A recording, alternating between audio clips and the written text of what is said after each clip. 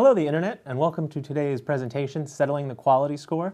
Thank you for joining me today. I'm used to saying us, but nobody wanted to co-host with me. So today's presentation is going to be about quality score. My name is Sean Quadlin. I'm a product marketing manager here at Google on the best practices team. So I joined Google about a year ago, and I came from an outside agency where I was managing paid search accounts on a daily basis. And so our team is actually putting together a bunch of materials about how to help people be as good as possible with AdWords. And one of my first projects was actually putting together this presentation about quality score. And so I'm excited. It's great to hear about this stuff from the inside perspective. And then now I just want to present it to all of you guys out there so you can understand what Google's point of view is on ads quality and quality score. So today's presentation is going to cover three different areas.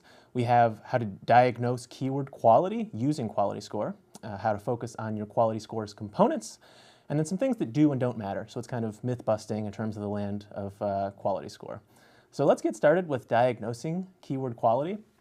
And so I think one of the big takeaways today, at least when I was going through this research, and I hope that you guys have the same point of view on it, is that quality score should be a diagnostic tool. It's not a key performance indicator, right? So a lot of people are trying to manage their accounts to get a better quality score, but we think that's the wrong way to think about things. So you have a lot of other metrics available in your account to actually gauge your performance. So there's click-through rate, there's return on ad spend, there's cost per acquisition, conversion rate, sales, profits. It just goes on and on. Like, that's one of the great things about this industry is that there are so many metrics. And I think use all of those metrics first because they're a direct indication of how your account is actually performing. They're directly connected to what users are doing on your site. So use those. Don't use quality score as the end goal for your account's optimizations. Think of them like warning lights in a car. Like, something is broken and you'll have a low quality score and it can tell you, kind of point you in the direction of what you should be working on, but you shouldn't wake up and check quality score first thing in your account. It's something that you can use secondarily to kind of diagnose what's going on, what might be broken in your account. And I think an important distinction to draw about quality score and ads quality is this notion of auction time quality. So each and every auction, the system actually reevaluates your ads and sees just how good they are for that specific auction. So at that auction, we take into account a bunch of different factors. So there's query, there's device, there's time of day, there's the user's location. All of these things are going to subtly shade how your ad is expected to perform for that user. And so that's going to be your auction time quality. It's much more nuanced, and it's just a lot more useful to you than that 1 to 10 number that's in quality score. That's supposed to be a diagnostic tool, remember. So it's just a little bit different than auction time quality score. And that number is limited, okay? So there are a few other things that I think kind of help separate quality score with a capital Q and S that you can review in your account on the Keywords tab, and then ads quality. They're just kind of different beasts. So 1 to 10 quality score doesn't look at geographic signals, but auction time, like I said, considers geography. Another thing is we love ad testing. Ad testing is a beautiful thing. I've actually co-hosted other HOAs about ad testing. You should definitely do it. But at the time of the auction, your keyword is going to be paired with different ads depending on what tests are going on for you. And so that user may respond differently to your ad text, and that's actually not reflected in the 1 to 10 quality score. But it is part of your auction time quality. So just another subtle difference there. And then 1 to 10 quality score, this is kind of just a quirk of reporting. It actually only takes into account when your query exactly matches the keyword. So auction time is going to consider the entirety of that query, even if it's different from the keyword in your account. But if you're just looking at 1 to 10 quality score, it's only going to be exact matches on your keyword. And then just flowing right off of that, negative keywords are a great thing. Another HOA, I just keep talking about all these things I've done in the past, you guys. We need to live in the present to talk about quality today. But negative keywords actually aren't part of that 1 to 10 quality score because we're only looking at exact matches. If you add a negative keyword, you're going to remove yourself from that auction. So it's actually not going to be reflected in your account. Another subtle difference, but hopefully you can understand why that 1 to 10 number may not be the perfect way to kind of evaluate your performance. And so when we're talking about evaluating performance, I think it's really important to go one step further into that. So diagnose the components within your report. You actually have 3 different components on your keyword tab that's going to show you if you're below average, average, or above average. So there's expected CTR, there's ad relevance, and then there's landing page experience. And at the time of the auction, we actually evaluate each of these 3 components and then use those in the auction. That 1 to 10 quality score isn't used in the auction. It's going to be a real-time evaluation of these components. And then when we're talking about improving your ads quality score and just improving ads quality in general, kind of in a holistic way, focus on high value areas. So think about things that are really important to you, both in terms of volume and in terms of potential return to you, and try to improve those areas. Because there's no upper limit on quality. You can't just have an above average quality rating in your component and just be done and just walk away and think that your job is done. Because there's actually no limit. You can just keep getting better and better. So even if you have a 10 out of 10, if that's the most important place in your account, you can keep working on that place to improve it. So just be selective with your optimizations and maximize your impact. Focused on high upside places where you can actually affect change. So control the things you can control and keep improving in areas that really matter to your account. And so now we're going to walk through each of the 3 components of quality score and talk about some specific actions that you can do to actually increase that in your account. So the first one is poor expected CTR. And that really comes back to just having compelling creatives. So it's about having specific calls to action, unique selling points, just writing a really good PPC ad, which is this beautiful art in and of itself, right? Your PPC ads, there's limited real estate, but it's doing good things that speak to a user's query and actually drives them to click on your site, on your ad to get to your site. So we have an example here. It's just for Chromecast. Somebody searching for Chromecast, you can see it's bolded in the ad text. And so ships free from select retailers, order a Chromecast for only $35. So the headline, the description's copy, we're really focusing on the price point. That's what this ad campaign is using. And based on ad tests that this account is surely running, it's probably shown to be a good performer. So just think about how you can make those creatives as compelling as possible to the users. And then it's also just kind of starting that conversation because you're going to drive them to your site. You're going to want to set up what you want them to do later. So you're going to convince them that your landing page is actually related to their query. And then ad relevance is really about that user's query and connecting what your ad is saying to them on the results page. So my favorite activity here is just to actually look at your search terms report, see what queries are actually being driven by your keywords. Because again, that's just a small distinction between queries, which is what users actually type in, and then keywords are what you actually use when you're targeting those users' queries. So it's a subtle difference, but you can really kind of understand that difference when you look right at your search terms report.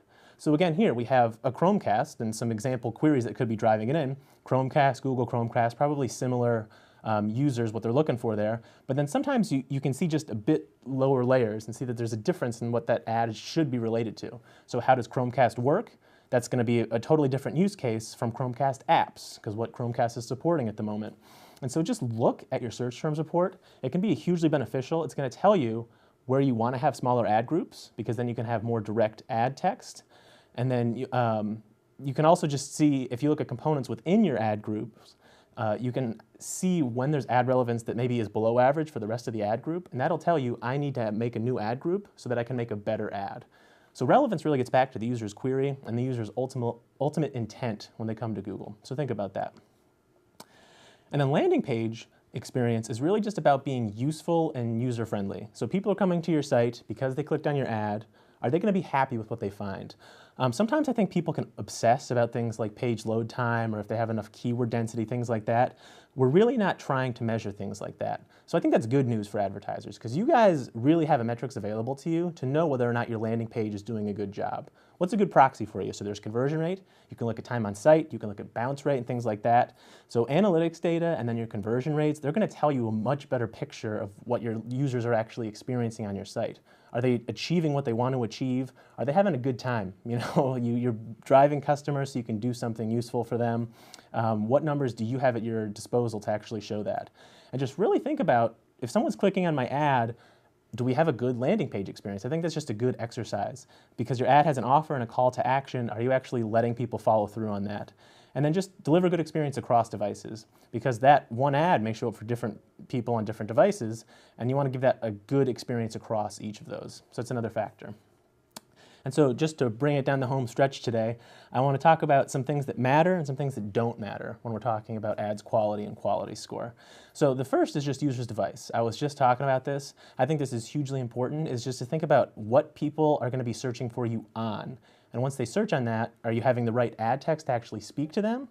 And then are you actually going to have the right landing page that allows them to do what they want to do? So mobile users and mobile devices, they just have different kind of incentives. They're just in a different place, different peace of mind. You know, like you may be waiting for a bus, which I'll be doing in short order, as everybody waits for a bus at some point in their lives. So just think about what device people are on. The ads are going to change as a result of that. And then this one really for me is what kind of crystallized it to me. Quality score is just an attempt to measure how good you're actually being when it comes to meeting a user's needs. So users' intentions are just the central focus. We're just trying to measure if advertisers are doing a great job at actually speaking to their users. So give a good pre- and post-click user experience, think about what their queries are, and then deliver on that query, both with good ads, with good landing page, and then also just being relevant. Like this is really kind of the takeaway, the thesis statement, if you will. If you want to talk about freshman year literature at college, write a good thesis statement. This is quality score is about a user's intentions and being relevant to them. So just think about that. Optimize to your users. I think that's really kind of the takeaway of the day. And then just one myth that sometimes you run across is that newly launched keywords actually they're going to draft for a bit off of existing stuff that's been in your account for a while, but there's no such thing as account level quality score, that if you have bad keywords elsewhere, it can tank everything in your account. It's really just about when you have something new, we're going to wait for a while and kind of gauge based on other relevant areas in your account, but eventually those keywords are going to go on their own. So it's just for that kind of inaugural phase when they're launching, we're going to say, oh, how similar are these to something else in your account? What can we learn from that part? But once those keywords have enough to go off on their own, then it's going to be a different story. So grow your coverage on relevant searches, especially where you have the potential to be high quality. So think about what places you're already targeting and adding new keywords to actually go off of that. But there's no such thing as account level quality score. Just want to clear that one up. And then just a handful of things that don't matter. Account structure. This one's really, again, about user experience. If a user doesn't experience it, then it doesn't need to be a worry for you in terms of quality. So your account structure, what you name things on the back end, you can have weird kind of idiosyncratic names. I know I've seen those in the past. Maybe it's not a good idea if you want to like encode your campaign names or something like that. Just make it so it's useful for you. Don't worry about that affecting your quality. Restructure things as needed to make sure that you can manage it as well as possible. That's really what it's about. And if a user doesn't experience it, then you should be fine. Other networks don't affect your quality. So quality score is actually only reported on google.com. So if you're on search partners or if you're on the display network, separate entities. We measure quality for both of those. They're actually not reported in the interface. So use performance metrics there. I think you guys are used to this. If you're on display, you know what's working or not by your performance metrics. And I think that same line of reasoning goes to search. So that's just an aside. I apologize. I love talking about this stuff. But just think about those different areas as distinct entities. Google.com search, different from partners, different from display network. You don't have to worry about those kind of talking to one another. And then the final thing today is ads placement on the page. So we actually normalize on your position, so you can't bid up to get a higher quality score. That sometimes has been said in the past. Do not do that. Bid to the place that makes sense to you, bid to the performance in your account, and then just do what's best for your business and just write good ads. We're going to control for things like that when we're actually talking about quality itself. Whew, I'm a little winded, guys. I hope you are okay with your presenter being a bit breathy at the end of this. If you want more Google best practices, we have this white paper and others at g.co/GoogleBP. So please read those. We think they're valuable. We hope that you find them valuable. And if you have questions, please leave them in the comments of this video, leave them in the comments of wherever we post this stuff. We're going to do our best to answer them. If we get enough, maybe we could do a follow-up Q&A, and then I could get breathy for you guys again, get a little winded in my presentation. But aside from that, that is it. Thank you guys very much for your attention and for watching today. Hopefully you understand a bit more about ads quality after our little ditty today.